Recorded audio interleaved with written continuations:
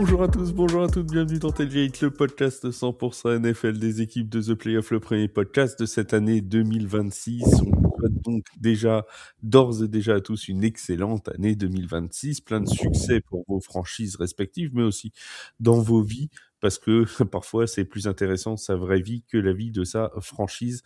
On en a un exemple parfait, mais on va pas le détailler tout de suite, on va vous le présenter juste après. On va commencer par vous présenter l'équipe qui sera avec moi ce soir, l'équipe qui est toujours là avec moi normalement le lundi. Mon Seb est avec nous. Salut Seb, comment ça va? Bonsoir à toutes, bonsoir à tous, bonsoir à tous. Bonne année 2026. La santé, du succès, tout ça. Une meilleure année encore à ceux dont la franchise est en playoff. Tant pis pour les autres. Better luck next time, comme on dit. Même si, bon, pour certains, je me fais pas trop d'illusions. Suivez mon regard. C'était la dernière ligne droite pour les playoffs.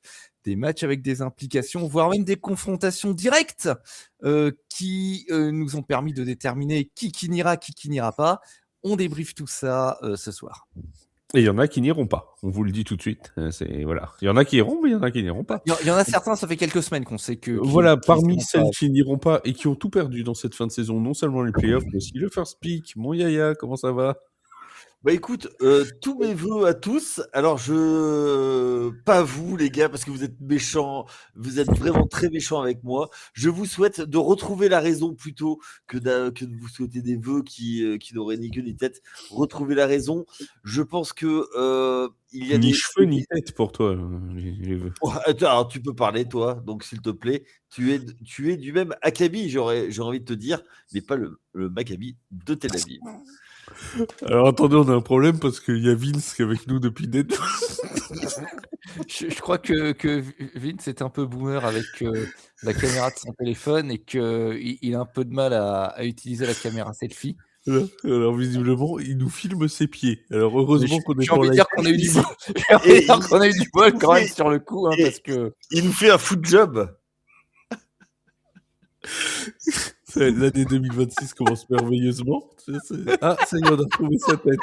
Non, tu veux pas rechanger ta caméra, s'il te plaît? Mais ça marchait très bien jusqu'à maintenant. Je sais pas ce qui s'est passé. Dieu merci. Par un miracle que je ne m'explique pas, il est en pantalon. oui, c'est ce que j'étais en train de passer. Heureusement que j'ai mis un pantalon juste avant d'enregistrer, parce que sinon ça aurait été On a pas frisé la correctionnelle et Dieu merci, nous n'étions pas sur Twitch pour ce moment délicieux. Parce que 2026 commence bien, moi je trouve, tu vois, pour une entrée en mais matière. je crois que je vais isoler la séquence, je vais prendre une photo de cette séquence-là et je vais quand même la poster sur le Discord pour que les gens aient l'image quand même qu'on a eue, histoire que, bon, il n'y ait pas que de... Arrête, ça se vend cher des photos de pied. Ça se vend cher. Voilà, parce qu'on vous aime, on vous l'offre. C'est notre cadeau de Noël. Et donc, bonjour et bonne année à tout le monde. Je sais même plus quoi dire après ça. Mais oui, très heureux d'être avec vous malgré la distance et tout ça. Et pour parler de cette dernière journée de NFL qui a été toi, t'as rien vu, assez passionnante. Pardon? T'as rien vu, t'étais bourré, toi. J'étais pas bourré, mais j'ai pas vu grand-chose effectivement parce que j'étais au match et donc j'ai pas vu les premiers les matchs mais j'ai vu beaucoup de résumés et tout ça. Forcément, aux États-Unis, tu sais que tu as de la NFL 100% du temps à la télé et tu as des résumés 100% du temps. Et t'as des matchs à 13h, ce qui facilite un peu pour regarder le match. C'est toujours plus sympathique. Alors, on va prendre dans l'ordre chronologique, si vous le voulez bien, de cette semaine 18, en commençant par le premier match de samedi. Un match qui avait des implications fortes pour les playoffs, mais qui, ils l'ont appris à leurs dépens, n'était finalement pas décisif pour le titre de division. Ce match entre les Buccaneers de Tampa Bay et les Panthers de Carolina. Non, mais c'est vrai, on nous l'a vendu toute la semaine dernière comme c'est la finale de division. Bah non, parce qu'en fait, il fallait aussi que les Saints y gagnent pour que les Buccaneers aillent en playoff. Mais bref, on va revenir sur tout ça. Avant de parler de la suite de la saison et notamment des Panthers de Caroline, retour donc sur cette rencontre, mon Seb, avec des Buccaneers qui ont fait ce qu'il fallait. Alors, ça n'a pas été simple, ça avait bien démarré, ça s'est gâté par la suite. Mais au final, ils avaient quand même réussi enfin à reprendre une victoire. Ça n'a pas été simple. La bonne surprise pour moi dans ce match du côté de Tampa Bay, ça a été leur défense. C'est une défense qui est quand même très mal classée, un 23e en scoring avant l'entame de ce match. Elle s'est très bien comportée. Elle a concédé seulement 19 yards au sol. Elle a obligé Bryce Young à lancer dans des conditions qui étaient particulièrement compliquées parce que le match s'est déroulé sous une pluie. Mais La fameuse tempête, Ouais. on a attendu cette voilà, année. la fameuse, La les tempête en fameux Floride. ouragans floridiens, voilà, ils étaient là, arrivés en janvier, pas de bol. Preuve de cette défense qui s'est bien comportée, l'interception de Jacob Parrish en première mi-temps. Ça mettra en place un qui permet à Tampa de passer en tête 10-0 à la mi-temps. Du côté de l'attaque, ils ont été très, très conservateurs. 42 jeux au sol, bon sang, bonsoir. Ils ont littéralement labouré le terrain contre seulement 22 passes. Et d'ailleurs, Baker Mayfield finit avec un 16 sur 22, un touchdown et une interception. Du côté de Carolina, on a senti une équipe, du moins j'ai senti une équipe qui était pas encore prête pour l'étape suivante. Ils ont commis des pénalités qui ont effacé des gros gains. Il y a eu un jeu au sol qui était leur force jusque-là, qui n'a pas fonctionné du tout avec 2 yards de par portée. Peut-être que certains dans cette équipe trouveront que c'est une moyenne intéressante, je sais pas. Et puis il y a eu quand même, alors moi quelque chose qui m'a laissé un petit peu pantois, une tentative de flea-flicker sous la pluie. Déjà rien que ça, c'est antinomique. Et en plus qui se Déjà, termine en fumble. qu'est-ce qui pourrait mal se passer, tu vois? Mais qu'est-ce qui Déjà. pourrait mal se passer? Il pleut des trompes d'eau, tu tentes un flea-flicker, et ben ça se termine en fumble. Alors ça aurait pu être pire. Carolina a recouvert. Alors Bryce Young, lui, il s'est montré plutôt intéressant malgré son il a une interception en début de match, comme je l'ai dit, cette interception de Rich. Bryce Young, il finit à 24 sur 35, 266 yards, 2 touchdowns et donc cette interception. Il a fait une belle conversion sur une 4e et 8 avec Macmillan, un gain de 40 yards et un chouette touchdown avec Jalen Cocker pour 8 yards, mais ça n'a pas suffi à rattraper toutes les autres scories du match. Donc oui, peut-être pourtant pas une victoire à l'expérience sur ce coup-là. Ouais, même question, mon Yaya. Est-ce que là, c'est l'expérience de Tampa Bay qui a fait la différence dans ce match-là, qu'on croyait encore une fois décisif à ce moment-là, même s'il ne l'a pas été? Affirmatif. Pour moi, effectivement, je pense que Seb a surtout dit ce qui était important, c'est que Carolina n'est pas encore prêt pour ce niveau. Et c'est ça qui a fait la diff. Ça s'est mal barré parce que la semaine prochaine, ils jouent les playoffs. Ouais, mais est-ce que c'est pas plus Tampa Bay qui s'est pris les pieds dans le tapis depuis 9 semaines? Ah oui, non, mais alors là, clairement. Oui, Non, mais non, oui, mais oui. oui. Mais Non, mais- oui, Jamie, et oui. Et quand tu vois la tête de Baker Mayfield hier pendant le Red Zone, quand il regarde le match des Saints contre les Falcons, et il a l'air complètement dépité sur son canapé, tu te dis, mais Loulou, qui est-ce qui est à la tête de l'attaque depuis 9 semaines, tu vois? Qui est-ce qui fait rien sur le terrain? Au lieu de compter sur les Saints ou sur les Falcons, il y a un moment, fallait peut-être te bouger la moelle, tu vois? Mais on est d'accord. Mais là, tu me parles sur ce match. Oui, non, mais je sais bien. Moi, je te le dis, il y a un petit peu, il y a le facteur stress de, tu vois, et j'ai souvent rigolé avec ça, avec cette référence de vieux, le syndrome Cédric Pioline. C'est-à-dire qu'à un moment, pour gagner, il faut des fois prendre le match. Et là, ils l'ont pas pris. Et donc, même s'ils avaient quand même une bonne chance de pouvoir passer quand même, et d'ailleurs ils sont passés les Panthers, mais c'est pas eux qui ont été chercher le match. Donc c'est, pour moi, c'est un vrai comment dire ça, ça aurait pu être un statement pour plus tard en disant voilà, on a été chercher, c'est nous les nouveaux rois de la division, c'est nous le shérif, the new sheriff in town. Là ça n'a pas été le cas, tu vois. Oui. Alors, mais ça aurait pu être un statement des deux côtés parce que faut voir aussi que si. Faut voir aussi que si les Buccaneers l'ont emporté, mais s'ils s'étaient qualifiés en champion de division, c'est typiquement le genre d'équipe qui se qualifie par un trou de souris et qui derrière peut aller chercher un match en play-off à domicile, peut aller en chercher un deuxième et tu les retrouves en finale de conférence, tu sais pas comment. Tu vois, c'est typiquement ce genre d'équipe-là. Bon, ça n'arrivera pas, Trop de limitations. Mais il y a beaucoup trop de. Excuse-moi, va mais falloir il y a faire trop fort, de hein. limitations. Ouais, moi, franchement, sur l'effectif, Tampa, ils ont C'est ce pas qu'il moi. faut. Hein. Oui, mais Ils ont ce qu'il faut. tu étais le premier à dire que le coaching, il y Ah avait. bah, le coaching, il est moisi. Moi, je comprends pas que Todd Bowles soit encore là, à l'heure où on parle, hein, soit encore coach de Tampa Bay. J'espère que le propriétaire de Tampa va finir par se réveiller, hein, et par faire le choix qui est raisonnable, à savoir qu'il dégage Todd Bowles. Mais je comprends pas qu'ils soient encore là. Moi, Mais enfin, on avait dit la dernière fois, on parlera des entraîneurs en fin d'émission, mais on avait dit la dernière fois, s'il est en playoff, c'est difficile de le virer. Là, excusez-moi, mais je vois pas ce qu'il retient. Hein. C'est la super performance d'être à égalité avec les Falcons et les Panthers qu'il retient de le virer. les photos du propriétaire en petite tenue.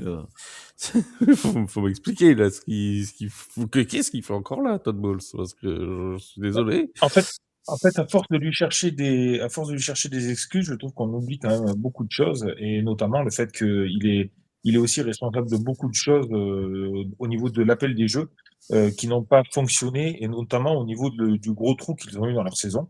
Il n'y avait pas eu énormément d'évolution. Alors hier, certes, Seb l'a bien dit, ils ont fait beaucoup de jeux au sol, mais c'est aussi le temps et la pluie qui expliquaient ça. C'était le besoin de faire ça. Défensivement, ils n'ont pas été mauvais. Ils ont su bloquer le jeu offensif au sol des Panthers, oui. Donc, c'était plutôt pas mal. Mais oui, ça reste assez limité. Et là, on se rend compte qu'il y a quand même beaucoup, beaucoup, beaucoup de choses à revoir sur le coaching staff et sur ce qui a été produit dans l'année. À mon avis, ce qui va poser vraiment défaut au coach, là, maintenant, à l'heure du bilan, c'est de voir que malgré les absences, il s'en est bien sorti en début de saison. Et puis, il y a eu ce gros trou et il n'a pas su réagir. Il n'a pas su influer une nouvelle dynamique à son équipe et faire sortir de l'eau son équipe. Alors, il n'est pas le seul responsable. Je pense que Baker Mayfield sera aussi visé. Mais il est quand même la tête de proue du navire et il se doit de trouver des solutions et des arguments pour re-avancer. Et il ne l'a pas fait. Donc oui, ça pose un problème. Il se finit avec un bilan négatif de 8-9, pas qualifié en playoff. Bah oui, à mon avis, il va avoir du mal à avoir sa place chez les Bucks l'année prochaine. On parle quand même évidemment quelques secondes du champion de division. Alors on va pas s'apesantir trop longtemps sur le sujet, non pas parce que ça nous intéresse pas, mais simplement parce que mercredi on va faire les previews complètes. Il y aura même un double podcast pour tout vous dire. Alors là les gens, oui, bah voilà, mes compères me regardent avec des yeux de merlan. Il y aura un double podcast. Il y en aura un preview des wildcards du Wildcard Weekend qui sera donc fait avec Seb et Yaya, et il y en aura un autre qui sera fait avec Wake et Flo, mais qui sera uniquement sur l'aspect paris sportif de ce Wildcard Weekend, où on parlera des meilleures cotes à aller choisir dans les 6 matchs Tu y perds au change. venir. Hein, Tu je perds perds au au change. Non, je prends juste les gens dans leur domaine de spécialisation, c'est tout. Voilà, pour que nos auditeurs puissent avoir tout ce qu'ils veulent sur ce Wildcard Weekend. Donc il y aura un podcast qui sortira jeudi matin et un autre qui sortira vendredi avec tous les paris sportifs que l'on vous proposera pour ce week-end. Je disais donc, on va parler quelques secondes des Panthers qui se sont qualifiés grâce à la victoire des Falcons sur les Saints. Est-ce qu'il y a un monde, Seb, dans lequel tu vois les Panthers pouvoir passer un tour ou aller loin dans ces playoffs?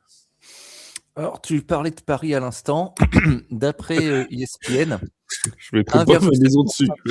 Pour Carolina de remporter le Super Bowl. C'est combien? Vous en faites ce que vous voulez. Moi, j'y connais pas grand-chose, hein, mais c'est pas énorme.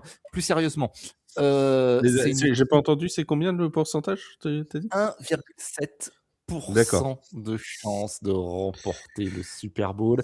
C'est quand même pas fifou. Je suis pas doué en statistiques, hein, mais ça me paraît pas terrible. Plus sérieusement, cette équipe, elle alterne les victoires et les défaites depuis la 8e semaine. Donc, on peut le dire, elle alterne le bon et le mauvais. Il y a une absence de constance qui est inquiétant pour une équipe qui atteint ce niveau. Et alors, je vais paraphraser ce qu'on a dit tout à l'heure, mais une fois de plus, c'est une équipe qui se qualifie suite à une défaite. Je sais que c'est paradoxal, mais c'est comme ça dans ce monde. Dans la NFC Sud, surtout. Dans la NFC Sud, surtout. Plus, ils vont quand même s'envoyer les Rams de Los Angeles. Alors, Carolina aura beau recevoir. Sean McVay et sa bande, c'est pas démarrant en playoff. Ils pourraient être classés beaucoup plus haut s'ils n'avaient pas eu ce coup de bambou contre Seattle il y a quelques semaines. Moi, je donne pas cher de la peau des Panthers pour se faire prendre. Mais bon, je déborde déjà sur le prochain. Ouais. podcast. Nous, alors juste pour te dire que les bookmakers sont encore moins optimistes qu'ESPN, parce que la cote actuellement en moyenne en France de la victoire des Panthers au Super Bowl est de 175, ce qui donne une probabilité de victoire au Super Bowl de 0,57%. Ah, quand même. Et voilà, tu vois, on est encore you plus believe bas there's a que... chance? Ah oui, bah. On pourrait dire, t'as une chance, vas-y, fonce, mais ils en ont même pas une, ils en ont une demi, à peu près. Donc bon, c'est... Voilà, pourquoi pas. Après, pour les comme on Panthers, dit- c'est qu'il faut noter quand même du match de samedi qui a été plutôt intéressant. C'est la prestation de leur ligne offensive sur le pass protect. Je crois que Brice Young ne s'est pas fait toucher une seule fois, il me semble, ou juste une fois.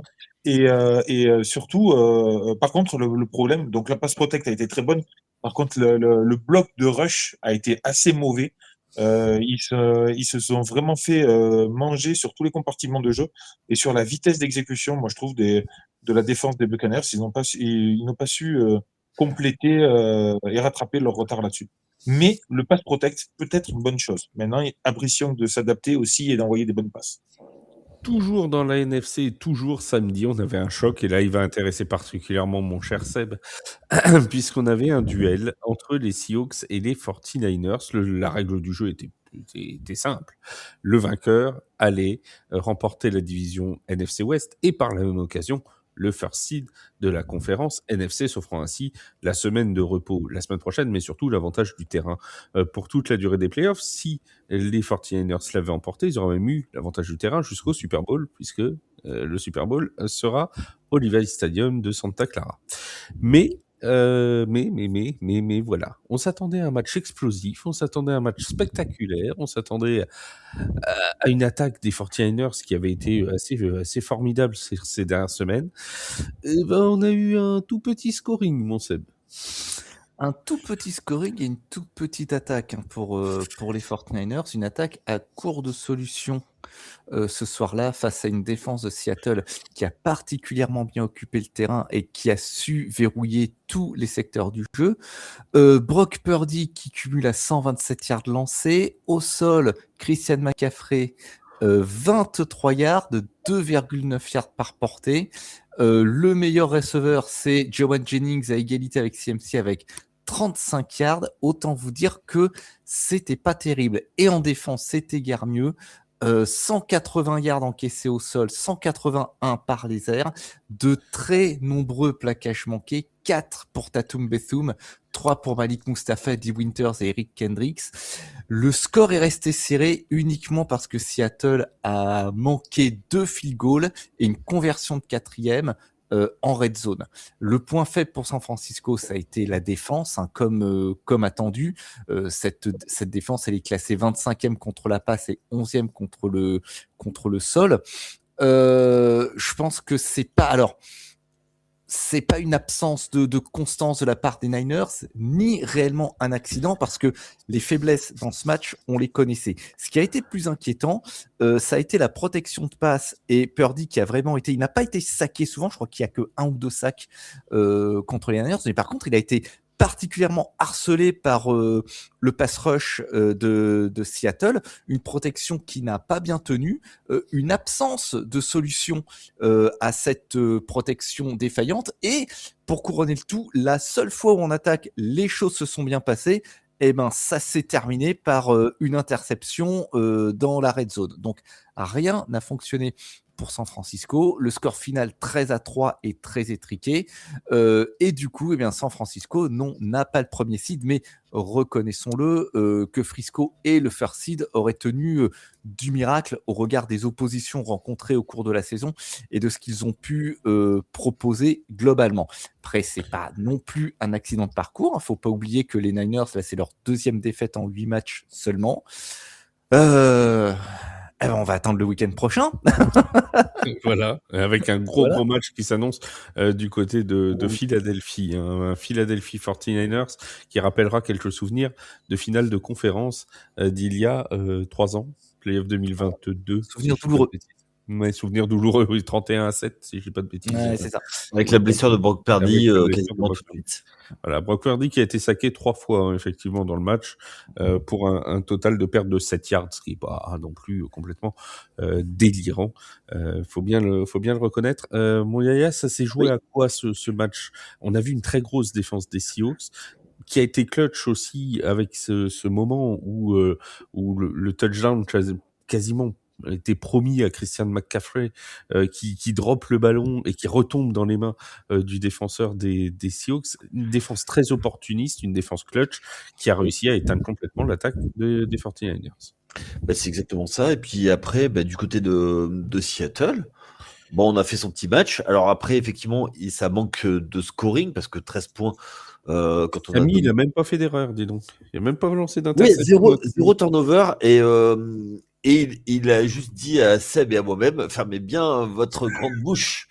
Vous qui disiez Alors, que... Attends, t'avais dit que c'était en play-off que ça allait se gâter. On va attendre un peu. On va y venir au turnover de Sam Darnold. T'inquiète pas, là, j'ai confiance. Oui, moi aussi. Mais il en fera pas la semaine prochaine. Non, déjà, ça c'est sûr. Tu vois, on a beau être mauvaise langue, hein.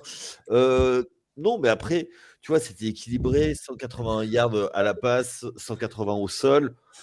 Ils avaient leur plan de jeu, ils savaient exactement ce qu'ils voulaient faire, comme ils voulaient faire. Et surtout, ils ont maintenu San Francisco à 173 yards, 14 rushs. Écoute. Et j'ai une question pour vous, les amis. J'ai une question. Tu préfères presque, mon Yaya. Vas-y. Imaginons un Super Bowl. Attention, plongez-vous dans l'imagination. Hein. Un Super Bowl Seahawks avec Sam Darnold contre les New York Jets. Est-ce qu'il y aura une interception ou pas? Ah Ouais. Combien de passes de Sam Darnold y aura-t-il avant la première interception des Jets? Moi, alors, si tu veux aller autant dans l'imaginaire, moi, je veux que chez les Jets, il y ait Tim Boyle. Ah oui, Quitte à y aller autant faire un Super Bowl de rêve, quoi. Ah bah oui. Sam Darnold contre Tim Boyle, on a tous rêvé de ça. Le tout dans une jolie ville, tu vois, genre où est-ce qu'on pourrait mettre ça comme Tennessee.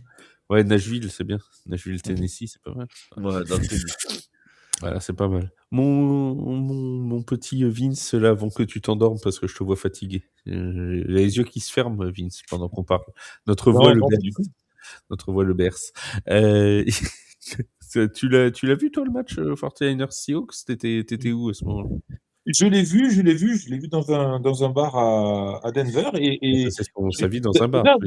Déjà, première chose assez surprenante, mais j'étais vraiment surpris de voir qu'il y avait plus de fans des Seahawks que de 49ers. Assez surprenant, parce que c'est vrai que les Niners sont une franchise très historique, très connue, très suivie. T'es plus près de Seattle que de San Francisco. Hein. Non, je pense que c'est à peu près pareil. Hein, c'est kiff-kiff. Je pense pas. Je vérifie, vas-y. Ouais. Bon, ça doit se jouer à quelques centaines de miles. Quelques centaines de miles. Non, mais en fait, je vais déjà rendre à César ce qui appartient à César. Tu l'as déjà dit, tu l'avais dit, Flav, toi, sur le Discord. Les Seahawks sont hyper surprenants parce que quand il faut partir dans un match à points, ils vont avec une attaque de folie, marquer plus de points que l'adversaire. Et là, contre ces Niners, ils ont su engager un match hyper défensif et ça leur a réussi. La question que j'ai, moi, vis-à-vis de ces Seahawks, c'est jusqu'où vont-ils aller? Parce que clairement, On a une défense de feu. Au début de l'année, on disait les Seahawks, la défense, c'est quelque chose qui est vraiment fort, vraiment bien ancré chez eux. Mais par contre, en attaque, on avait de gros doutes avec justement Sam Darnold et tout ce qui est arrivé. Et ils ont su quand même prouver beaucoup de choses. Sam Darnold devient le deuxième QB de l'histoire à réaliser 2 saisons d'affilée avec 14 victoires. Certes, maintenant qu'on a des saisons à 17 matchs, c'est plus facile, mais pour autant, il y est arrivé aussi.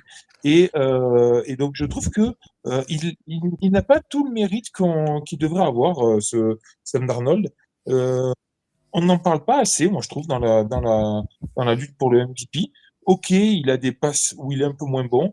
Ok, il y a des moments où il est un peu en travers, mais il n'empêche qu'il a porté son équipe et qu'il a réussi à faire des matchs solides, vraiment solides. Et ces Seahawks font peur. Ces Seahawks font peur à tout le monde. Ils sont first seed, c'est mérité au vu de la saison. Voilà. Maintenant, forcément, le résultat, ça va être ce qui va montrer en playoff. Ça va être assez important. Et je suis assez chagriné de voir que les 2 QB first seed de cette saison ne sont pas dans le débat du MVP. Alors certes, pour un, je trouve que c'est largement mérité. Et pour Sam Darnold, je pense qu'il faudrait quand même le remonter un petit peu. Moi, il y a juste un truc, excuse-moi, Non, vas-y. je pense que ce côté où on est un peu suspicieux, c'est que, ils n'ont pas dominé de la tête et des épaules comme d'autres équipes l'ont fait avant eux. Et il y a une jurisprudence. Je vais mettre. Ils vont prendre une balle perdue, tant pis pour eux. C'est la jurisprudence Lions l'année dernière qui, first seed, sont fait sortir dès leur premier match. Moi, ils ont pas. Ils sont sous-cotés. Clairement, ils sont extrêmement sous-cotés parce que c'est pas des noms ronflants dans l'effectif. Mais je pense qu'il y a ce côté un peu. On regarde ça avec un sourcil levé quand même. Et que cette année, il n'y a pas eu de sentiment de surdomination où une équipe a. Dès qu'elle veut passer la seconde, elle le passe. Et c'est ça. Et C'est comme toi, en fait. T'as jamais passé la seconde non plus, quoi. alors si, parce que tu vois, contrairement à toi, j'ai quitté l'école. Ah bon? T'es allé plus loin que... D'accord, ok. Oui, Je croyais oui, que oui. t'étais arrêté en seconde, moi. Ah non. Mais toi, tu vois, t'y es resté. Voilà. C'est mon jeune âge. Voilà. C'est ça doit être ça. Pour Ceci étant dit... Pour ESPN, tu dis qu'ils sont sous-cotés. Pour ESPN, ce sont les favoris pour le Super Bowl. Alors, pour les bookmakers, ce sont les favoris pour le Super Bowl aussi. Et les favoris pour le Super Bowl actuellement, ce sont les Seahawks, les Rams en Devant 2 les et les Rams. Broncos en 3. Non. Alors, pour ESPN, C'est pardon. le Broncos en 3. Si, t'as raison. Broncos Et en après, ce sont les... je crois. Non. Non. Il y a 3 équipes NFC dans les 4 premières places. Oui, tiens, je sais plus qui. Attends, je vais te... Eagles ? Oui, c'est les Eagles. Mais les Eagles, ils vont être pénibles à jouer si. Et après, c'est les il va Patriots. passer les Niners, ils vont être pénibles à jouer. Hein. Et après, c'est les Patriots et les Bills, quasiment à égalité. Les Eagles, ils sont sous le radar d'un petit peu tout le monde, je trouve, mais attention. Et Ils ont gardé beaucoup de choses. Je suis certain moi, qu'ils ont joué avec le frein à main pendant une grande partie de la saison. D'ailleurs, attention. Mais je suis certain que leur kryptonite est face à eux. Excuse-moi, Flav. Mais... Oui, non, mais je disais justement pour parler des Seahawks qui vont avoir une entrée dans les playoffs qui pourrait être compliquée parce qu'ils peuvent retrouver un adversaire de division dès leur premier tour de playoff. Si jamais les 49ers, par exemple, battent les Eagles et que les Bears battent les Packers, on se retrouvera avec un Seahawks 49ers au premier tour pour les Seahawks. Donc ils peuvent très bien retomber sur les Rams aussi, c'est pas impossible dès leur entrée en lice dans ces playoffs. Donc attention quand même aux Seahawks parce qu'il va pas falloir se rater dès l'entrée. Va pas falloir nous faire une Lions comme on parlait Yaya tout à l'heure. Les Lions en 2024 qui avaient connu ce désagrément d'arriver en first seed et de se faire sortir. Et puis surtout qu'en plus, à la maison, les Seahawks cette année, c'est pas non plus folichon. Ils sont meilleurs à l'extérieur qu'à la maison. Donc là, ils sont sortis, ils vont jouer tous à la maison, mais attention.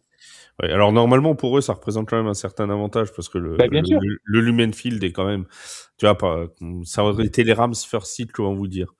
Non bref, on préférera rien dire. Mais c'est pas forcément un avantage du terrain diabolique, compte tenu du public fou qui se masse dans les travées du SoFi Stadium.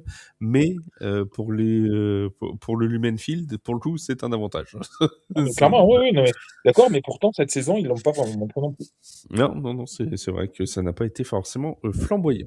Bon, les amis, on passe au dimanche parce que bon, il y avait quand même des choses qui se passaient le dimanche aussi en NFL. On n'a pas eu que le samedi. On a parlé du first seed NFC, on va parler de celui en AFC parce qu'on a quand même quelqu'un qui est bien placé pour nous en parler, puisqu'on a Benoît qui est avec nous. Benoîx. Mon cher Vince, tu étais au match donc à Mile High, oui c'est ça le nom du stade, le vrai nom du stade, des Broncos. Tu étais au match donc ce dimanche. Raconte-nous un petit peu ton expérience, raconte-nous ce que tu as vécu là-bas et puis raconte-nous le match parce que Enfin, ce qui est racontable, hein. parce que nous on a préféré pas le regarder, on va t'avouer. Donc bon, Ouais, je comprends que vous ayez préféré ne pas le regarder parce que c'était pas un match folichon, il faut bien le dire. Mais déjà, la première chose que j'ai à dire à tous ceux qui nous écoutent, c'est que si vous avez cette envie et cette possibilité de vivre une fois un match dans un stade de votre franchise, allez-y, faites-le. C'est même une s'il y a des expérience. alligators. Oui, même s'il y a des alligators, même s'il y a possiblement des tempêtes en octobre, allez-y. Allez-y. Franchement, c'est incroyable. En fait, je n'ai même pas encore vraiment les mots à chaud pour dire tout ce que j'ai pu ressentir. Le match en lui-même, c'est de la folie. Les stades, alors le stade, en tout cas Malaï, est impressionnant. Il est vraiment très très bien situé, vraiment aux abords du downtown, du centre-ville de Denver, et on y va très facilement. L'ambiance est folle dans la ville. La ville est en effervescence. À partir de un jour avant, tout le monde est en maillot, tout le week-end. Tout le monde parle que des Broncos, de Denver, de tout ça. C'est de la folie. Et puis le jour du match, le tailgate, il faut en parler, quoi. C'est une expérience incroyable. Ce qui est fou à voir, c'est ce rassemblement de gens qui sont pas fans qui sont fans des Broncos, certes, mais pas que de ça. Ils sont fans de l'ambiance. Ils y vont pour l'ambiance. Ils y vont pour la fête, pour la joie, pour le plaisir de partager ce sport autour de nachos, de tacos, de tequila, il faut bien le dire aussi. Mais c'est quand même une folie furieuse. C'est indescriptible. En plus, Et toi, t'es qui là? nous, en tant que Français, on y va, on dit qu'on est Français, qu'on vient pour un match de football américain. Les gens sont hyper contents. Ils sont contents de montrer, de voir que le foot US ça vit aussi à l'étranger et que des étrangers s'y intéressent. Donc, c'est une expérience incroyable à vivre. Je vous le conseille chaleureusement, vraiment. C'est fou. C'est vraiment fou. Et j'ai encore la chance d'y être pendant 3 jours et je vais en profiter un maximum, mais c'est vraiment dingue. Merci à madame qui t'a offert ce joli cadeau. Merci à madame, bien sûr, Voilà, évidemment. tout à fait. Madame, Et, la meilleure femme du monde. sans aucun doute, enfin, à part la mienne, mais sinon, sans aucun doute. Mais ça, c'est contractuel, ouais, bien sûr. Tout à fait. Et donc, je disais, qu'est-ce que je disais? C'est peut-être le tunnel le plus intéressant de l'histoire de Vince, hein? Ah oui, merci. Peut-être même de l'histoire de ce podcast, parce que d'habitude on a des tunnels Giants qui durent, enfin je sais pas, temps réel 10 minutes, temps ressenti 7 heures. Là c'était chouette. Oui, c'était bien pour une fois. On devrait faire ça plus Merci les souvent. copains, merci. En fait, on devrait s'appeler Tailgate et aller dans les tailgates. Tu vois, je pense Voilà. que ce serait ça le concept. Alors, mais alors, attends, moi je veux bien payer le financement. Moi je suis prêt à me sacrifier. Alors, je te préviens, je mange, je bois et les matchs, bon. Alors, raconte-nous quand même, Vince, pour ceux qui n'ont pas accès au Discord, parce que tu as raconté sur le Discord, mais cette expérience de la personne à qui tu apprends les règles. Ah, alors, ouais, non, ça c'est fou parce que c'est vrai que les Américains sont fans de sport, mais en fait ne connaissent pas tant que ça. Enfin, je suspecte d'être tombé sur des gens qui. En fait, j'étais très très bien placé dans le stade. Clairement, j'étais très très bien placé. C'était plus des places où les gens venaient pour être vus et pour être entourés de gens aussi pour être vus que Bah, il pour, venait euh, pour que te pour être suivre le entouré sport. de toi, hein. Très franchement. Après, mais par contre, j'ai vu, il y a des gens qui, à un moment donné, moi, il y a un appel, un flag d'un arbitre, et je le dis, c'est illegal shift. Je l'ai vu, c'est illegal shift. Et je parle à mon voisin, je lui dis, il me dit, mais non, c'est pas possible. Je lui dis, non, mais non, c'est pas ça, c'est pas ça. Et l'arbitre appelle un illegal shift. Et c'est vrai que sur 2 ou 3 actions après, chaque fois les flags, en fait, eh ben, je le voyais, en fait, je voyais ce qui se passait. Et les gens, ça me faisait rire parce qu'ils me disaient, mais c'est incroyable. Et il y a un Américain qui m'a dit, mais jamais, jamais je n'aurais pensé une fois dans ma vie qu'un Français puisse m'apprendre les règles du football américain. Et donc, ça m'a fait mourir de rire. Et il m'a dit, comme quoi, ben, voilà, vraiment bravo, ça se voit que tu es fan et ben, de toute façon, on m'a dit, pour venir de France juste pour un match, ça se voit que tu es fan. Mais ben, là, tu nous l'as montré aussi. Donc voilà. Mais c'est Mais vrai que ouais, c'est et c'est dingue. tout ça parce que tu as pas prononcé un seul nom de joueur, parce que sinon là, Ah il oui, aurait dû. ah La oui, tête est j'ai pas grillée. prononcé le nom d'un joueur. Est-ce que tu Par vois contre, pas un lien de par contre, cause à effet? comme je l'ai dit, j'ai vu un Tillman. Alors, il joue chez les Broncos. Je ne savais pas, mais il y a un Tillman chez les Broncos. C'était juste pas la wrong team, c'était juste pas la bonne équipe dans lequel C'est tu ça. l'avais mis. Est-ce que tu vois pas un lien de cause à effet entre des gens qui ne connaissent pas les règles du foot américain et le fait d'être fan des Broncos, peut-être? C'est possible. Oui, oui, c'est possible. Mais par contre, alors, juste pour revenir là-dessus aussi, Je pense qu'il y a un lien, moi. il y a énormément, énormément de gens qui font le déplacement inter-États-Unis pour venir voir les matchs, en fait. Il y avait beaucoup, beaucoup de Texans qui étaient là. Il y avait beaucoup de Californiens qui étaient là aussi. Dans le tailgate, c'est vrai que j'en ai pas parlé quand j'ai parlé du tailgate, mais ce qui est fou aussi, c'est de voir que les gens, il n'y a pas de supportarisme de club. Alors forcément, on a un supportarisme de club de Broncos fort, mais il n'y a pas de hooliganisme. Tous les gens sont bienveillants les uns envers les autres. Il y avait beaucoup de Chargers qui étaient là. Ils étaient là, ils pouvaient boire des coups, ils pouvaient manger gratuitement. C'était dingue. Et les gens font tous à manger pour tout le monde gratuitement. Il y a une quantité de nourriture, c'est incroyable. Je ne sais même pas comment le décrire. Mais donc oui, ça c'est Waïk, quand même si quelque t'écoutes, chose qui est très très très fort. c'est pour toi. Vas-y, mon Waïk, c'est le moment d'aller faire un tailgate. Oui, oui, qu'il est fou là-bas. Oui, qu'il est fou. Waïk, il passe. C'est vrai que tu as raison pour l'avoir vécu également il y a plusieurs années.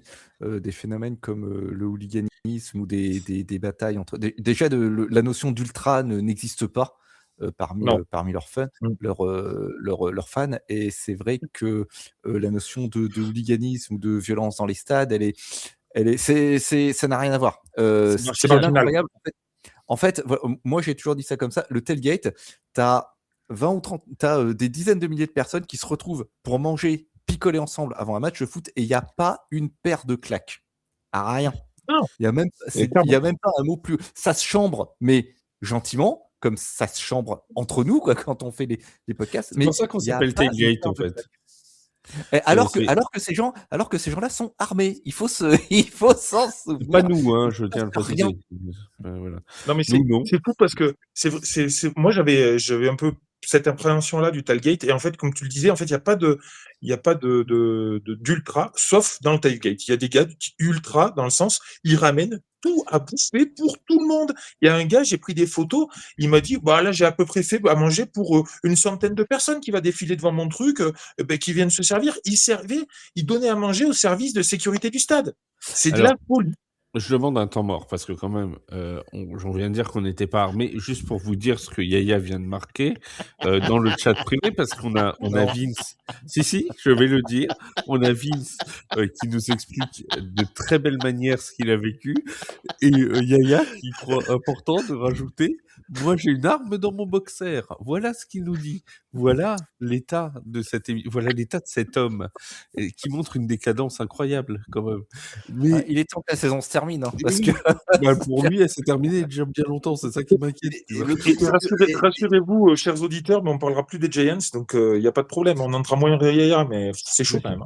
C'est le mec en manque d'attention au fond de la classe, tu vois. Pourtant qu'on parle pas de lui. franchement, faut dans pas de Écoute. lui. Et soit il suce les crayons de couleur, soit il raconte n'importe quoi. Non, C'est- alors je vais t'expliquer un truc. Je suis le mec au fond de la Non. classe qui s'ennuie. Alors que toi, t'es devant parce que t'es bête. Voilà. Voilà, Et que t'es c'est obligé ça. de suivre. Sans Voilà. doute, sans doute. Mais en tout cas, merci mon Tu manges Vince tes pour ce crottes de nez. retour sur expérience.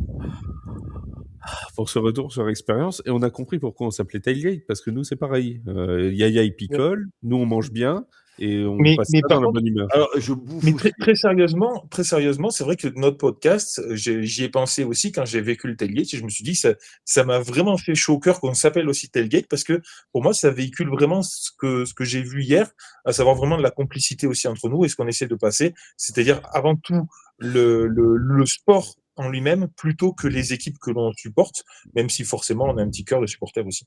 Vince, il a essayé de faire notre pub auprès de tous les fans des Broncos. Malheureusement, personne n'a compris le nom du podcast. Donc, on n'aura pas forcément plus d'auditeurs. Mais ça, c'est un autre problème. Sans doute que des concurrents auront des auditeurs en plus parce que, comme il a du mal à le prononcer, ça va partir vers d'autres podcasts. Mais enfin, c'était quand même une belle attention qui était de ta part, mon cher Vince. Sinon, on parle rapidement quand même du first seed en AFC parce que les Broncos sont le first seed. Les Patriots l'avaient quand même emporté. Tiens, mon Yaya, on va te donner la parole. Ça t'évitera de raconter n'importe quoi. Les Patriots qui se sont opposés contre les Dolphins, les Broncos qui gagnent contre les Chargers au repos. Bref, la logique est respectée. Oui, bah, c'est des trains qui arrivent à l'heure. Est-ce c'est qu'on pas la a- SNCF. est-ce qu'on avait vraiment envie de voir les Dolphins?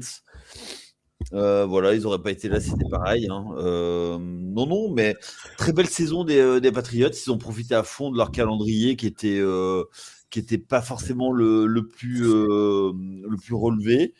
Ils se qualifient en gagnant leur division. Bah, ils ont été chercher la division, contrairement aux Panthers qui l'ont gagné un peu par défaut. Eux, ils ont vraiment été la chercher. C'est une reconstruction à plusieurs étages de fusée. L'an passé, c'était bof avec notre ami Maillot. Et là, cette année, avec l'arrivée de Mike Vrabel, qui a bénéficié de bases solides, plus des rajouts très intelligents. Du Patriots. D'ailleurs, moi, mon coup de cœur, c'est sur le gars qui se chargeait des incrustations statistiques de Patriots Dolphins. Je ne sais pas si vous avez vu. Alors, le match était en intégralité sur beIN Sport 3. C'était absolument magnifique. À mon avis, ils avaient mis le remplaçant pour la week 18 aussi. Première incrustation, c'est sur Mike Vrabel et il y a marqué première année de coaching NFL. Alors, je pense qu'il voulait dire première année de head coach chez les Patriots. Ouais, Quelle première année comme head coach NFL. Alors, en fait, non, pas vraiment, tu vois. Et alors, deuxième action, t'as Ramondre Stevenson qui gagne au moins 50 ou 60 yards sur une course. Et là, t'as une incruste juste après, marqué Trevelyan Anderson, deuxième joueur avec le plus de courses à plus de 20 yards de la saison. Ouais, sauf que c'était pas Trevelyan Anderson, en fait, c'était Stevenson. Le gars, il était en forme. Hein. Aujourd'hui, à mon avis, il a voulu caser sa statistique. Il s'est dit, bon, c'est bon, il y a une course de plus de 20 yards. Allez, hop, je la balance. Même si c'est pas le bon joueur. S'en tape. Après tout, si c'est Vince qui lit la stat, il croira que c'est bon. Allez, hop. Ah oui, c'est gratuit, mais bon, qu'est-ce que tu veux que je te dise? Donc voilà. Non, mais, on va voir ce que ça va donner quand même les Patriots. Le Patriots Chargers, ça va être pas piqué des hannetons, celui-là, à mon avis. Alors, on dit pas piquer des hannetons, hein, déjà, mais oui. Alors, est-ce que les Chargers vont nous faire une Chargers, un petit tour et puis s'en va? Oui, il y a possible upset. Ah oui. Il y a possible upset sur le Patriots Chargers, je pense. C'est-à-dire que les Chargers, ils n'ont pas joué beaucoup d'équipes à plus de 50%. Oui, mais les Patriots non plus. Oui, c'est les Patriots dont je parlais, mais je vais être attentif à ce match et voilà. Ne serait-ce que pour chambrer quelqu'un qu'on connaît bien, un ami de la famille. Ce qui va être intéressant, ce sera de voir qui des deux clubs aura eu raison.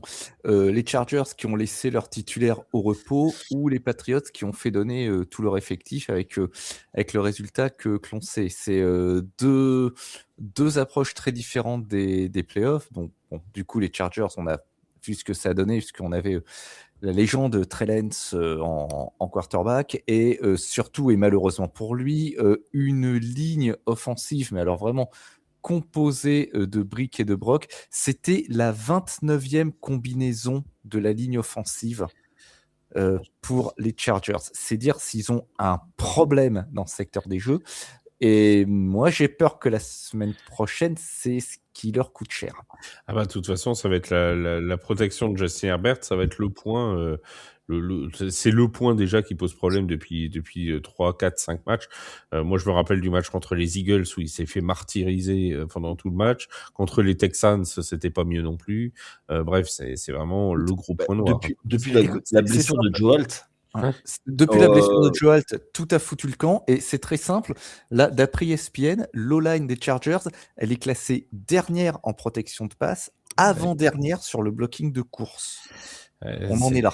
Ça va être difficile. Ouais, mais à côté de ça, on a des Pats qui vont passer au révélateur. C'est leur premier avec ce groupe, c'est leur premier voyage en playoff, donc on va voir. Des Pats, oui, mais des Panzani. Oui. Juste pour revenir sur le match, j'ai parlé avec pas mal de fans des Chargers aussi, qui m'ont dit qu'en fait, même eux, et c'est là la différence avec les Pats, avec la gestion de l'effectif des Pats, c'est que même eux, ils préféraient perdre le match de hier, parce qu'ils préféraient jouer les Pats chez les Pats que venir jouer chez les Broncos si jamais ils gagnaient. Donc oui, ils préféraient clairement perdre et ils préféraient aller jouer chez les Pats. Donc ça explique aussi le turnover et la gestion de l'effectif j'allais dire de San Diego, mais non, de Los Angeles. Et dernière chose aussi, à noter, les 2 meilleures défenses de la NFL sont les 2 premiers first seed. C'est pas rien. C'est pas anormal. Et oui, depuis le début, on le dit.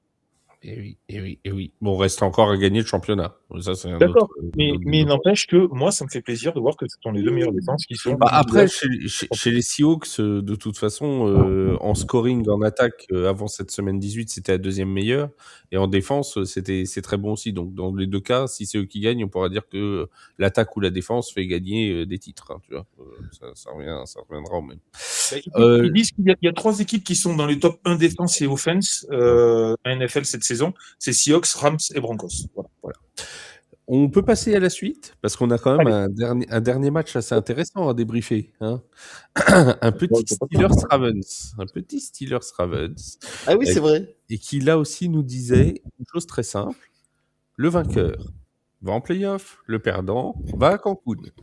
Bon, c'était plutôt bien parti pour les Ravens. Ça avait commencé avec un petit 10-0, si je ne dis pas de bêtises. C'est ça. Et puis, mon cher Seb, patatras, Aaron Rodgers le voilà, Kenneth Gainwell est là aussi, et tout s'emballe dans les 5 dernières minutes, ça devient un match absolument de folie. Et finalement, Tyler Loop porte bien son nom. Un 4e quart-temps qu'on qualifiera d'anarchique. Moi, je vois pas d'autres. Ce que je vais vous dire ça. Moi, j'ai regardé ce match. J'ai regardé le 40 minutes ce matin. Et c'est vrai que pendant les 3 quarts, tu te dis bon, ça ronronne un petit peu. Et puis d'un coup, qu'est-ce qui se passe? On va avoir 3 comebacks de Pittsburgh dans le match et Aaron Rodgers qui lance un touchdown pour la gagne à Calvin Austin III. Et ce sera même pas fini puisque nos amis des Steelers vont manquer la transformation, ce qui ouvrira la porte à un comeback de Baltimore. Mais un field goal, 44 yards, un kicker rookie et malheureusement, ça passe à côté. Comme quoi, la victoire, ça tient à peu de choses. Aaron Rodgers qui finit 31 sur 47, 264 yards et un touchdown. Il retrouve les playoffs pour la première fois depuis 2021. Sera-ce la dernière fois de sa carrière? L'avenir nous le dira. Et les Steelers qui reviennent de loin, parce qu'il faut rappeler que ce club qui était 4 victoires, 1 défaite en 6e semaine, était 6 victoires, 6 défaites en 13e, et que la FC Nord, c'était plus finalement autant dans la poche que ça l'était quelques semaines auparavant. Leur défense contre le sol a fait de très très gros progrès, 73,3 yards par match encaissés sur les 4 dernières semaines, et ce, alors qu'ils ont rencontré de grosses écuries de course, si je puis m'exprimer ainsi, avec Miami, Détroit et Baltimore. Alors attention quand même à l'inconstance en attaque pour eux, seulement un touchdown lors des défaites contre Buffalo et les Chargers, et puis surtout 0 touchdown contre Cleveland la semaine dernière. Ouais. Bon, mon Yaya, va falloir ouvrir le dossier Ravens. Ah. Bah oui, parce Ah, que c'est... notre Donc en fait, en fait, tu veux que je sois le procureur ou l'avocat de la défense? tu es qui tu veux, tu fais ton rôle que tu veux. Il y a notre ami White qui a fait une très bonne vidéo qui disait que Lamar Jackson était définitivement le quarterback le plus talentueux, mais le moins bien entouré de toute la ligue. Est-ce que les Ravens est-ce que les Ravens, bah, encore une fois, là, seraient pas arrivés à un bout de cycle? Est-ce que la porte s'est pas refermée? Est-ce que je sais pas comment te présenter la question, mais c'est quoi l'avenir des Ravens? Alors, est-ce que, déjà, première question, est-ce qu'il est mal entouré? S'ils sont en santé, non. Le problème, c'est que cette année, il y a eu tellement de blessures, et notamment Lamar Jackson. Ça, c'est la première chose. Est-ce qu'il est talentueux? Oui. Est-ce qu'il fait gagner son équipe en saison régulière? Oui. En playoff? Non. Et après, on va me dire, oui, il y a des drops, il y a des machins, il y a des trucs, des bidules. Oui, mais quand on arrive à être à une action près, ben, c'est peut-être qu'il y a d'autres choses autour. Et j'ai vu beaucoup de choses où ça remettait en cause beaucoup Lamar Jackson. Cette année, c'est un vrai problème pour moi de blessures. Est-ce qu'il faut tirer sur Lamar Jackson? Je ne pense pas. Je pense que c'est un excellent quarterback. Est-ce qu'il est mal entouré? Il mérite peut-être d'autres joueurs, notamment d'autres cibles. Après, il y a beaucoup de choses qui sont autour du coaching staff. La défense, depuis quelques années, c'est plus ça. Depuis qu'il y a eu des changements de coordinateur, depuis que Wick Martindale est parti, c'est plus la même défense. C'était une équipe qui était essentiellement défensive. J'ai envie de dire que c'est une année où rien ne s'est emmanché comme prévu. Et donc, du coup, ils ont couru après. Il y a eu le sentiment d'urgence. À un moment, ils ont fait une série de victoires où ils sont revenus. Ils étaient back in business, surtout parce que les Steelers, ça reste les Steelers. Mais je pense que c'est une année ratée, mais je pense pas que ce soit qu'une question d'effectif. Moi, je verrais plutôt un problème de coaching staff, notamment défensif et offensif. Oui, mon Vince, tu as l'air circonspect.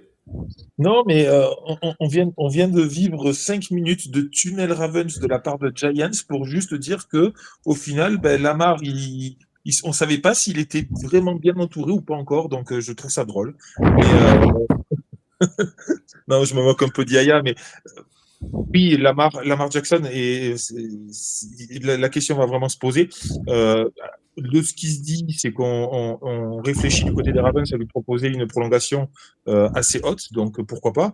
Ils veulent inscrire encore Lamar Jackson dans la continuité. Par contre, la question se pose vraiment pour Harbaugh avec beaucoup de choses, mais on parle beaucoup d'une entente cordiale vers une séparation. Aux États-Unis, en tout cas, on en parle beaucoup. Harbaugh aurait envie de faire autre chose, de voir autre chose. Et donc, je pense que les Ravens, il ne faut pas qu'ils se privent de ça, parce que, effectivement, on est à la fin d'un cycle. Dire qu'il est mal entouré, je suis pas convaincu, parce qu'il y a quand même pas mal de bonnes choses, de bonnes pointures. Par contre, est-ce qu'il est bien entouré maintenant dans ce qu'ils veulent devenir, dans ce qu'ils veulent faire? J'en suis plus convaincu.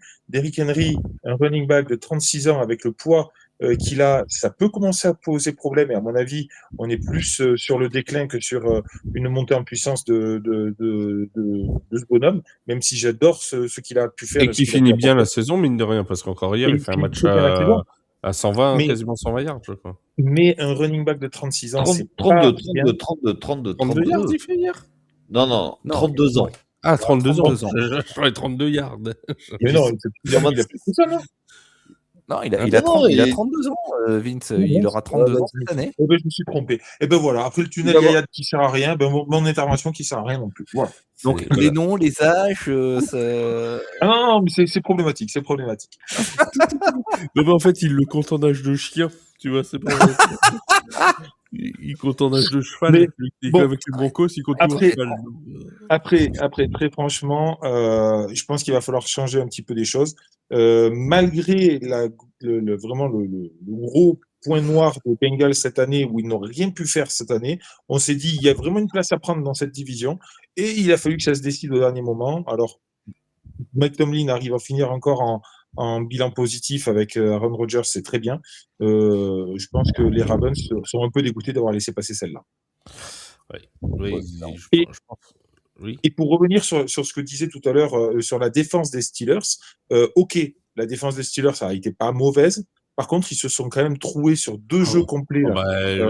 Le touchdown de Zay Flowers, le deuxième, il n'y a personne voilà. en défense. Il n'y a personne. Il y a Voilà. personne à 20 yards à la ronde. C'est Ouais, et ça, c'est un problème. La défense au sol a été très forte, ça oui, ça je te l'accorde. Par contre, la défense à la passe, ils ont mis beaucoup de pression, ils ont envoyé énormément de blitz. Et quand tu envoies des blitz avec un QB qui est mobile comme Lamar Jackson, et bien derrière, s'il arrive à s'en sortir, et bien les receveurs sont tout seuls.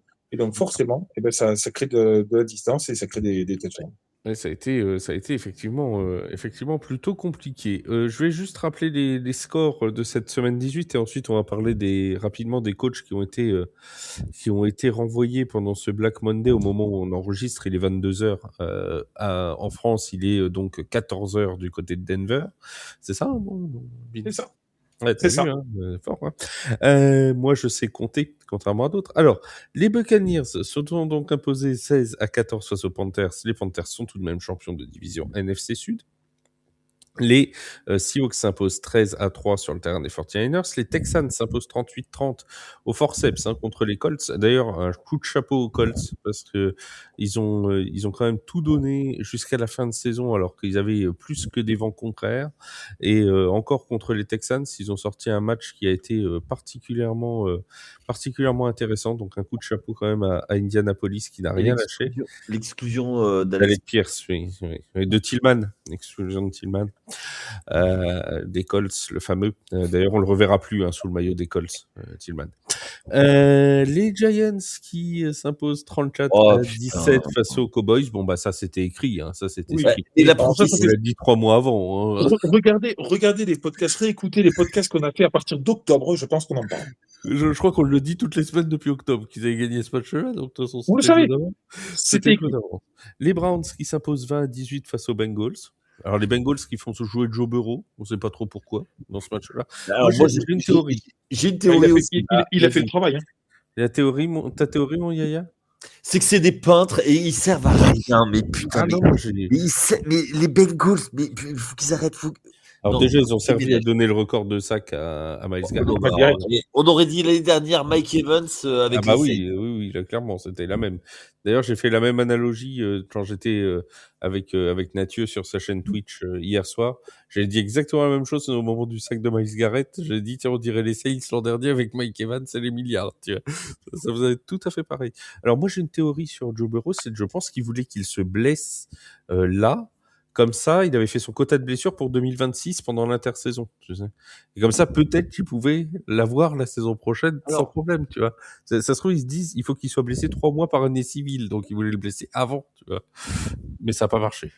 Voilà, pourtant, on y a cru sur le premier snap. Hein.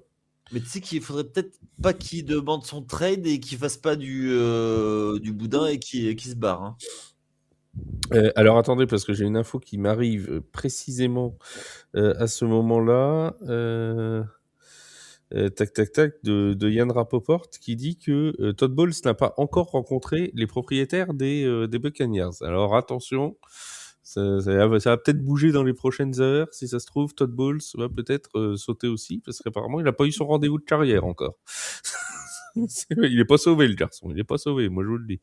Bon, qu'est-ce que dit... Ah oui, on parlait des résultats. Donc les Browns qui s'imposent 20-18 face aux Bengals. Les Falcons qui gagnent 19-17 face aux Saints. Oh là là. Ah, pourtant Tyler, il a fait un super match. Ah, bah bref. Bon. Ouais, enfin, il envoie... On a trouvé notre rookie offensif de l'année. Tais-toi, il n'y a pas de débat. oui, Tais-toi, il n'y a pas de débat. À la fin. Oui, bah, bien sûr. Il n'y a jamais de débat. De quoi, la fin de quoi?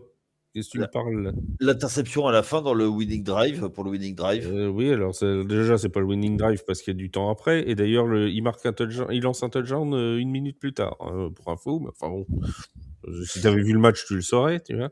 On Ah rappelle oui. ses stats quand même, 259 yards, un touchdown, une interception. Hein. Voilà, hein, Le quand même, presque. c'est quand même pas vilain hein, pour un mec qui joue avec une équipe B. Hein. Enfin bon, je dis ça, je dis rien. Ensuite, on va peut-être passer les stats de Jackson Dart sur les prochains et derniers matchs pour qu'on rigole. Les Vikings 16-3 face aux Packers. Les Jaguars s'imposent 41-7 face aux Titans. Les Rams gagnent 37-20 face aux Cardinals. Les Broncos s'imposent 19-3 face aux Chargers. Les Raiders gagnent 14-12 sur un coup de pied de Daniel Carlson de 60 yards face aux Chiefs. Et alors là, c'est ça qui est fort, c'est que même quand les Giants avaient la possibilité, vous voyez, s'ils perdaient, ils n'étaient pas sûrs d'être first seed, il fallait que les Raiders gagnent. Et ben même ça, les Raiders ont gagné, ils ont été fichus de gagner quand même pour perdre le first seed. C'est absolument diabolique, ces Giants. Les Patriots s'imposent 38-10 face aux Dolphins, les Commanders gagnent 24-17 face aux Eagles, les Lions gagnent 19-16 face aux Bears. Les Bills s'imposent sans trembler 35-8 face aux Jets et les Steelers gagnent donc 26-24 face aux Ravens. Attention, on va avoir un autre plan de caméra intéressant du côté de Vince, je le sens dans pas longtemps.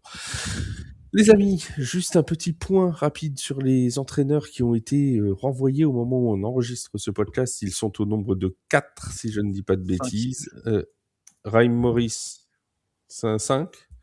Alors, il y a Raheem Morris du côté d'Atlanta, il y a Jonathan Gannon du côté des Cardinals, il y a Pete Carroll pour les Raiders, il y a, j'en ai oublié, il y a Kevin Stefanski pour les Browns, et c'est qui le 5e?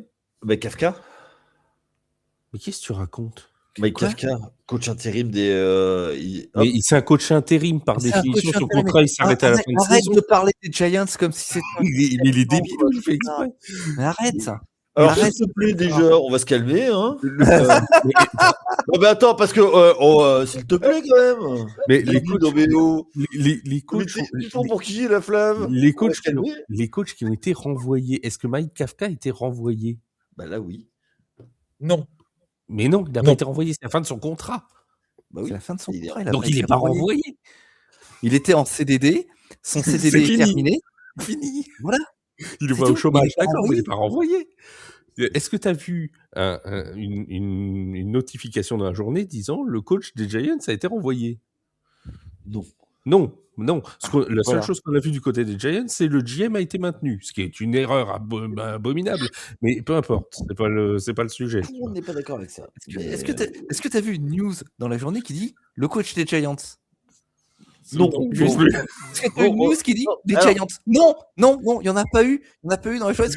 Non, mais Joe Shane va rencontrer Stefanski. Oui. Alors justement, est-ce que c'est une bonne nouvelle, ça? Je suis pas sûr. Oh putain. Attends, c'est peut-être pour un poste de coordinateur. Hein. Non, justement, Stefanski a déjà des meetings avec les Falcons, Giants et Titans. Oui, voilà, c'est ça. Pour le head coaching, hein, on précise. Pour le head coach. Et alors, bon, moi, j'ai pas du tout cette vision-là de Stefanski, mais j'avoue qu'aux États-Unis, il est hyper respecté et il a une réputation assez dingue. Il y a beaucoup de gens qui en veulent. 2 titres de coach of the year. Hein. Ah oui, mais Double aussi, il en a un. Double coordinateur offensif aux Raiders. Il serait présenté pour ce poste. Ou alors d'Ohio State. Stefanski, là, il a deux dernières saisons qui sont pas bonnes, mais c'est oublier le travail qu'il a fait sur les 4 précédentes, et puis en particulier. Je suis complètement d'accord avec toi.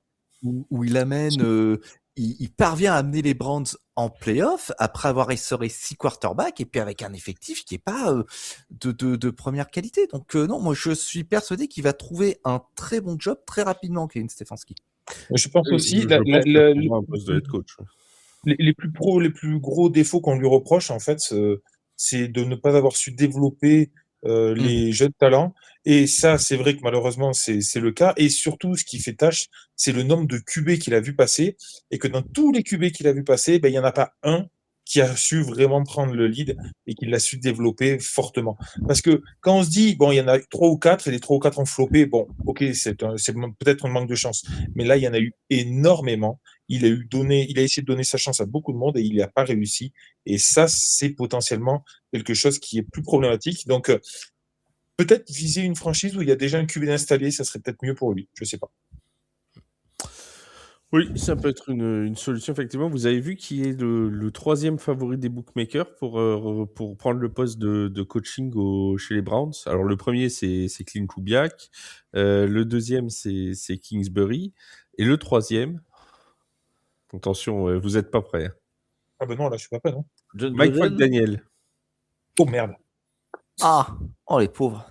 C'est chez les bookmakers, il est troisième favori pour quitter Ah ouais. les Dolphins et aller chez les Browns. Oh, D'ailleurs, les je pauvres. trouve ça assez surprenant que McDaniel soit toujours chez le Dolphins à l'heure actuelle. Mais bon. Oui. Et Stefanski aussi, il y a eu un petit mot de Pro Football Talk qui disait l'organigramme des Packers pourrait être intéressé pour le faire venir s'il décidait de changer, de pas forcément prolonger très longtemps Matt LaFleur chez les Packers. Voilà. Il pourrait y Attends, avoir. attends. Oui. Tu dis pour pas prolonger très longtemps Hum. ou pour rentrer dans le staff?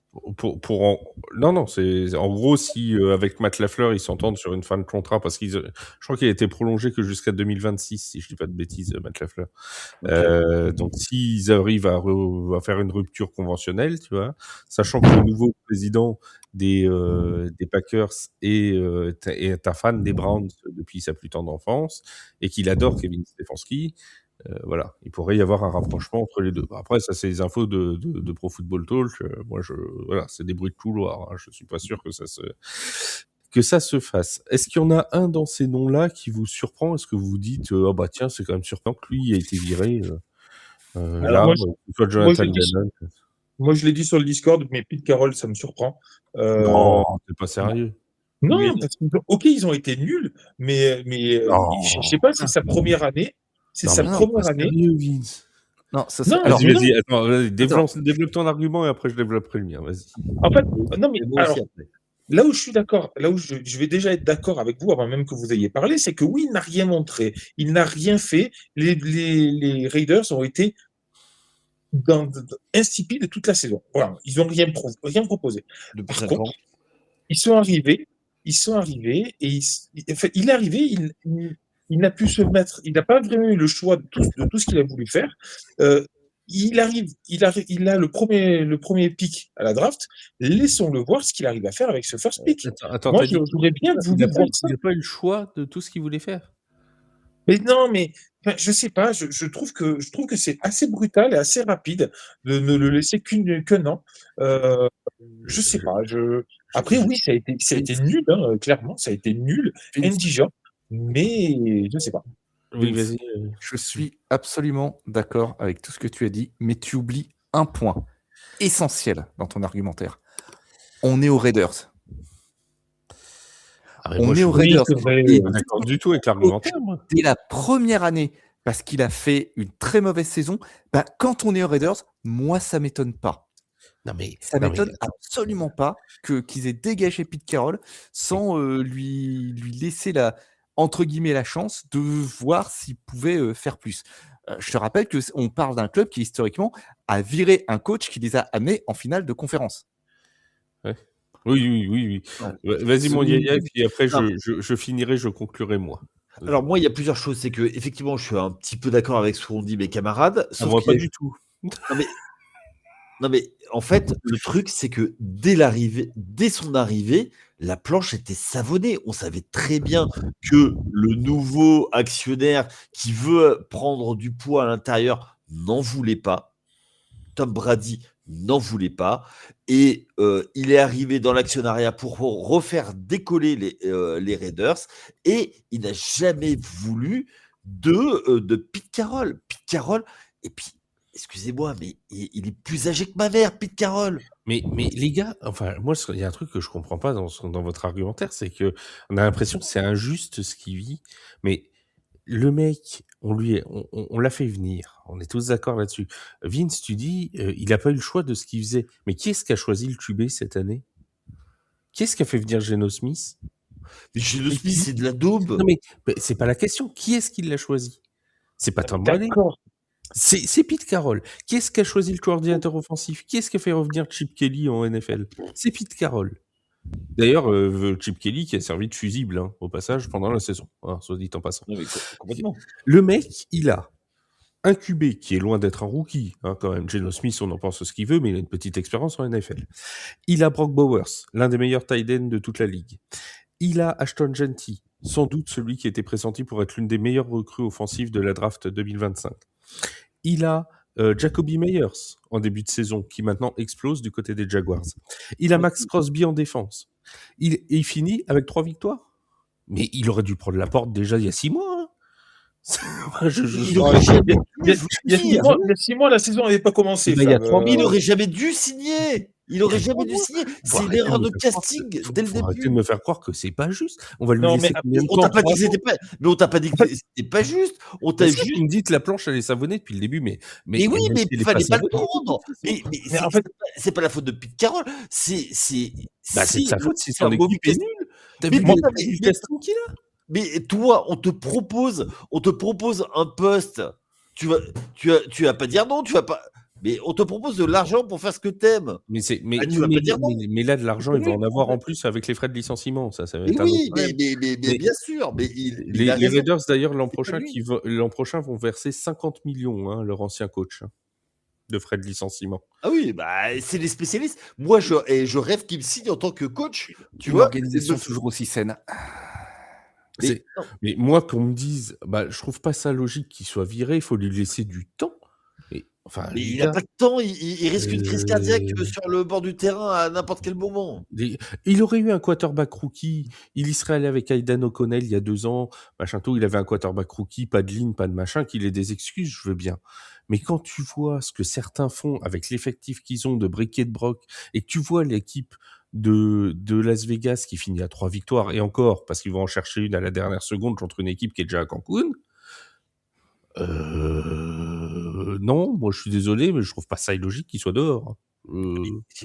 J'ai pas dit ça, Je- moi. Non, Moi, c'est je- Vince qui m'a dit que ça le Oui, mais alors, surprenait. pourquoi tu me mets dans le Mais je te mets pas, dans je la te mets chose pas dans le truc. Bah, tu dis vous, moi, Ah, vous, écoute, arrêtez de reste- vous voyez Vince. je reste surpris quand même parce que c'est une première année et que Mais je pense non. qu'il aurait pu parce apporter quand qu'il a même. une première année, les gars, on n'a pas le droit de les toucher, quoi. Non, Mais alors, non, c'est il y a- pas il y a ça. une chose- Oh. Mais quand tu veux faire de la mauvaise foi, toi, t'es vraiment pas Ah, mauvais non plus. Hein. J'essaie de comprendre C'est ton fou, raisonnement, ça. mais explique-moi, c'est pas Non, mais facile. il y a juste une chose, Vince, excuse-moi, mais en fait, quand tu prends un coach jeune pour une nouvelle expérience, un nouveau projet, oui, je suis d'accord, tu peux, Tu laisses du temps, oui. tu laisses du temps. Mais quand tu prends un Pete Carroll, Bien oui. c'est pas pour qu'il gagne tout de suite. Typiquement, un Kellen Moore chez les Saints, c'est normal qu'on lui laisse 3 ans. C'est Bah, oui. normal. Il prend un quarterback rookie, il a un effectif à façonner, il a des choses à remettre en place, il est jeune entraîneur. Là, c'est logique. Même s'il avait fini à 3 victoires, qu'on lui laisse du temps, c'est logique. Mais un mec comme Pete Carroll, non. Mais alors, la grosse erreur, l'erreur principale, elle vient de la part des Raiders. C'est Tu d'avoir ne dois pris- jamais le signer 3 ans, ce mec-là. Mais non, mais Jamais tu de dois la vie. tu dois jamais le signer, Jamais. tout court. Alors, tu ne dois jamais le signer, mais si tu le signes 1 an. Tu le signes pas 3. Là. Enfin, je veux dire, c'est n'importe quoi de le signer 3, de lui donner un contrat de 3 ans. Mais surtout, Enfin, c'est bon. qui ils vont prendre derrière. Qu'est-ce que tu veux faire? Ah bah ça va être... Bah, de toute façon, c'est Tom Brady qui va choisir. Hein. Non, mais même si c'est. Enfin, là, il va falloir. Il y a tout à reconstruire parce qu'en fait, depuis qu'ils sont arrivés à Vegas, il n'y a aucune fondation, il n'y a rien. Il n'y a rien. Alors, ils ont fait une saison où ils sont allés en playoff, mais en fait, c'est un mirage. Vous le voyez venir, les rumeurs Belichick, là, avant ou pas? Non, Belichick... il y a des rumeurs de Belichick. Il y en a eu à Atlanta. Des rumeurs, l'année dernière. Non, cette année, là, Il y a 2 ans. hier. Encore. Hier, il y en avait encore. Mais, Aux Giants, parce qu'il est très ami avec la famille Mara. Bon, après si vous voulez vraiment les pistes des Raiders, il y a un article qui est paru sur The Playoff, hein, sur qui succédera à Pete Carroll chez les Raiders. Je peux vous le lire si vous voulez. C'est moi qui l'ai écrit. Vas-y. Mais parmi les noms les plus cités, Brian Flores, parce que il connaît Tom Brady, hein, ils ont été à New England ensemble. Donc, Oui. voilà. Cliff Kingsbury des Commanders. Et sinon, quelqu'un de la division, Vance Joseph de Denver ou Jesse Ouais, j'y Minter pense, des ouais. Chargers. Ça me fait chier, Vance Joseph, je te dis. Moi, j'ai pas envie qu'il parte, mais on pourra pas le retenir si longtemps. L'année dernière, déjà, il était à 2 doigts de partir. Il fait un boulot de fou dans la défense. Oui, il y a de plus en plus de monde qui essaie de l'attraper pour faire du head coach. Ouais. Ou Il y en Jesse a, Minter, le coordinateur des Chargers de Los Angeles, qui est aussi dans la il y a- shortlist des Raiders. il y a un autre coordinateur qui est pressenti un peu partout, c'est Spagnuolo. Oui. Il y a Matt Nagy aussi. Matt Nagy, ouais. Matt Nagy aussi, mais après son expérience à Chicago, plus en offense du côté de Kansas City où c'était pas les meilleures années. Je suis pas sûr. Alors, je pense qu'en coordinateur offensif, ça peut faire le taf. En head coach, je suis pas sûr. Moi, à mon avis, un coordinateur qui va retrouver un poste de head coach cette année, c'est Brian Flores. Oui. Il est pressenti partout. À mon avis, une équipe qui va chercher une vraie identité défensive. Et ils vont aller chercher. Surtout qu'il y a eu des histoires il y a 3-4 ans, et que c'est en instruction. Donc, alors attention, hein, on sait comment sont les propriétaires entre eux. Ouais. Il a porté plainte. Attention. Attention. Bon, les amis, alors il y a un petit changement dans les podcasts finalement de la semaine. Ne vous inquiétez pas, me faites pas vos yeux, ça vous concerne pas. C'est juste pour nos amis auditeurs. Donc jeudi, on aura bien les previews de division, les previews pardon de Wildcard Weekend qui seront faites, qui seront disponibles dès le jeudi dans la nuit. Par contre, le podcast Paris Sportif dont je vous ai parlé ne sera pas disponible vendredi matin, mais samedi matin, puisqu'on va l'enregistrer vendredi soir. Donc voilà, vous l'aurez quand même pour le week-end et bien avant d'avoir les matchs de Wildcard qui commenceront samedi, c'est ça, je dis pas de bêtises, c'est samedi 22h, je crois, le premier match. Ouais. Le premier match de Wildcard. Merci mon Seb d'avoir été là, merci mon Vince. Profite bien de tes derniers jours à Denver. Merci mon Yaya d'avoir Merci. été là. Merci à tous de nous avoir écoutés. On se dit à très vite sur The Playoff. Salut tout le monde. Salut à tous. Ciao. Ciao, bye.